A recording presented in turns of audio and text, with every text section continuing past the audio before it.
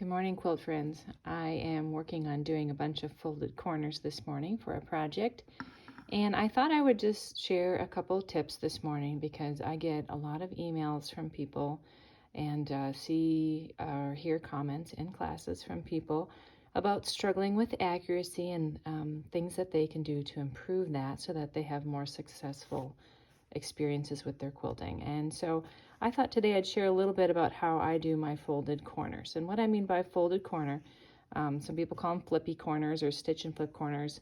You're just sewing from corner to corner on a square and flipping it over.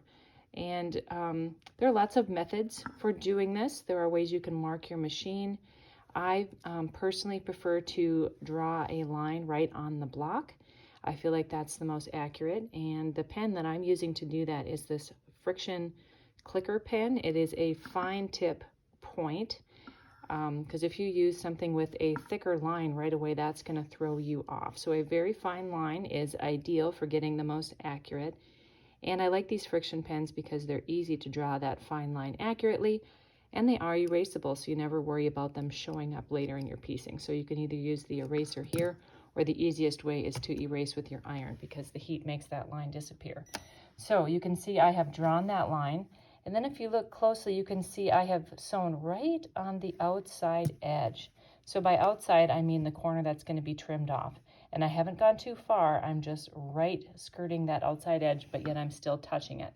Then we're going to take our iron, and I'm trying to do this one-handed while I film, but then you're going to use the iron to flip that over. And if you noticed, I left my, I left this corner in there. And the reason I did that is so you can flip it over and see if this lines up perfectly.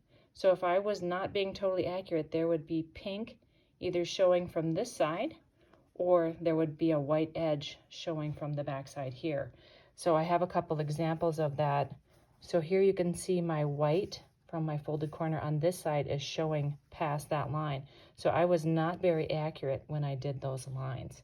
Now, if I had trimmed that out and wasn't paying any attention, I would, have continued on with this block and then started sewing my pieces together and wondered why they weren't fitting, and it's because of that being too big there.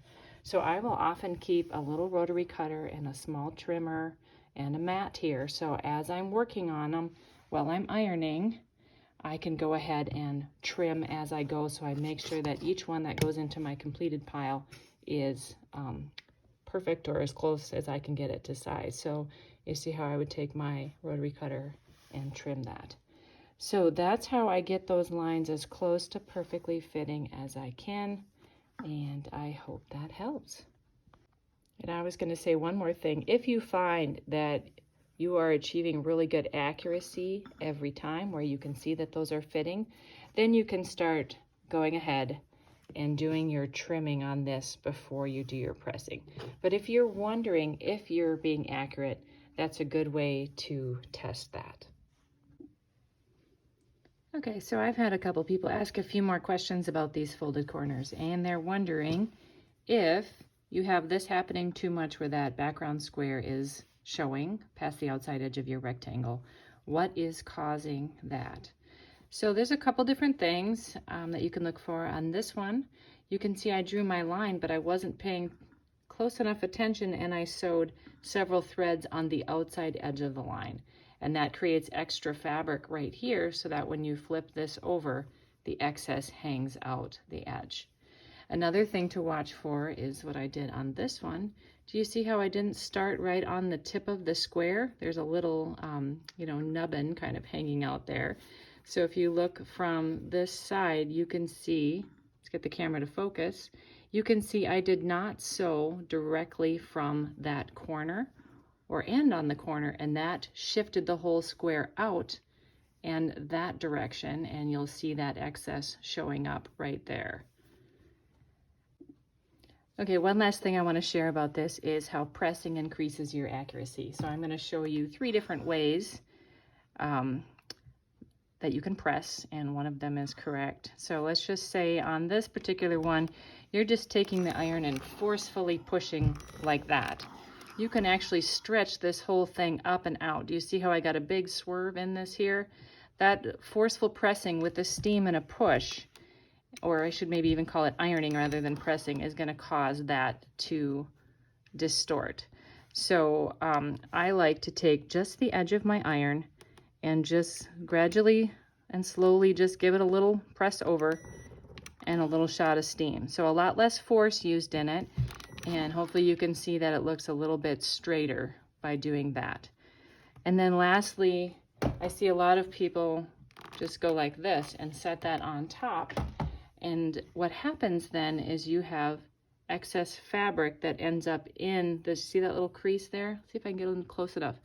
So it looks okay from here, but if you pull on it, you can see there's a lot of extra fabric hiding in that crease.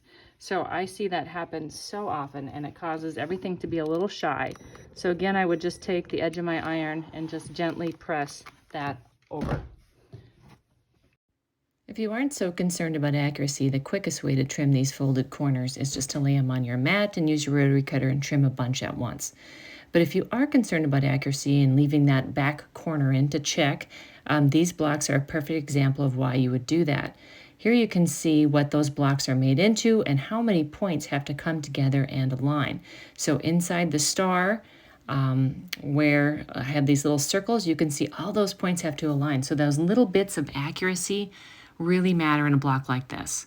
This block, it doesn't matter so much because you can see that the folded corners that make up the block don't align with anything. So I didn't do that method for this. I just did the quickest because it didn't matter quite as much as the others. In this runner, there are lots of folded corners being used, and if you look closely where I have this little yellow circle, you can see where all those points are going to align and how skinny that little navy space is in between those points that have to matter. And this runner, as you can see from all these little yellow circles, is full of all these spots that have to line up. So therefore, I would analyze my project and decide when I need to be accurate and when I don't. And accuracy in certain blocks really matters. So this, let's recap here. You can see where I have listed out the things you need to do to stay accurate.